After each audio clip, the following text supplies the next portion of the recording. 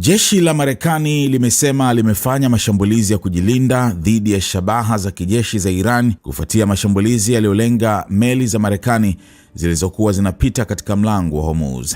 Katika taarifa yake, kamandi kuu ya Marekani CENTCOM ilisema vikosi vya Iran vilirusha makombora, drones pamoja na boti ndogo za mashambulizi dhidi ya meli 3 za Marekani aina ya Guided Missile Destroyers USS Truxtun, USS Rafael Peralta na USS Mason wakati zikielekea Ghuba ya Oman kupitia njia hiyo ya kimkakati.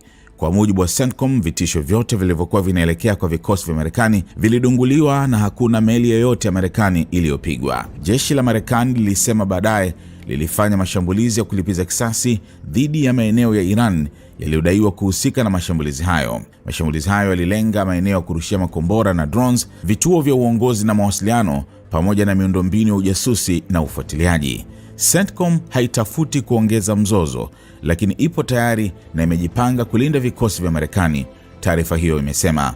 Mvutano huu mpya unaashiria ongezeko kubwa la hatari katika mlango wa Hormuz, ambao ni mojawapo ya njia muhimu zaidi za usafirishaji wa mafuta duniani. Mashambulizi ya Marekani yanadaiwa kulenga mji wa bandari nchini Iran pamoja na kisiwa kilichopo karibu na mlango huo baada ya mataifa ya Ghuba kuonesha hasira juu ya mashambulizi ya hivi karibuni ya Iran dhidi ya Falme za Kiarabu UAE.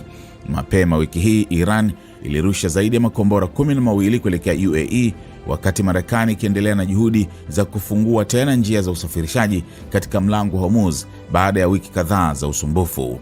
Awali maafisa wa Marekani walipunguza uzito wa mashambulizi hayo ya Iran, wakisema hayakuwa yamevuka kiwango cha kuvunja usitishaji wa mapigano uliopo kati ya Washington na Tehran. Hata hivyo, hatua hiyo ilidaiwa kuzikera Saudi Arabia na UAE. Mwandishi wa Fox News Jennifer Griffin aliripoti kuwa Saudi Arabia baadaye iliondoa ruhusa kwa vikosi vya Marekani kutumia vituo vyake vya kijeshi na anga yake kwa ajili ya Project Freedom, operesheni ya Marekani inayolenga kulinda usafirishaji wa meli katika mlango wa Hormuz. Kwa mujibu wa Griffin, uamuzi huo baadaye uligeuzwa baada ya mazungumzo zaidi na maafisa wa Marekani. Ripoti hiyo pia ilisema viongozi wa mataifa ya Ghuba walikasirishwa na jinsi viongozi wa Pentagon walivyoelezea mashambulizi ya Iran dhidi ya UAE kuwa ni mashambulizi ya kiwango cha chini ambayo hayakutosha kutangaza kuwa usitishaji wa mapigano umevunjika. Wakati huo huo, Iran imeishutumu Marekani kwa kuvunja usitishaji wa mapigano kupitia mashambulizi yake hayo mapya ya kijeshi. Katika taarifa iliyotolewa kupitia vyombo vya habari vya serikali, kamandi kuu ya Hatam al-Anbiya ya Iran ilidai kuwa vikosi vya Marekani vililenga meli 2 karibu na mlango wa Hormuz, ikiwemo tanka ya mafuta ya Iran iliyokuwa ikitoka katika maji ya Jaski kuelekea mlango huo. Iran pia ilidai kuwa meli nyingine iliyokuwa ikiingia katika mlango wa Hormuz karibu na bandari ya Fujairah nchini UAE ilishambuliwa. Aidha, jeshi la Iran limeshutumu Marekani kwa kufanya mashambulizi ya anga dhidi ya maeneo ya kiraia katika pwani za Bandar Kamil, Silki na kisiwa cha Kashim kwa ushirikiano na baadhi ya mataifa ya kikanda.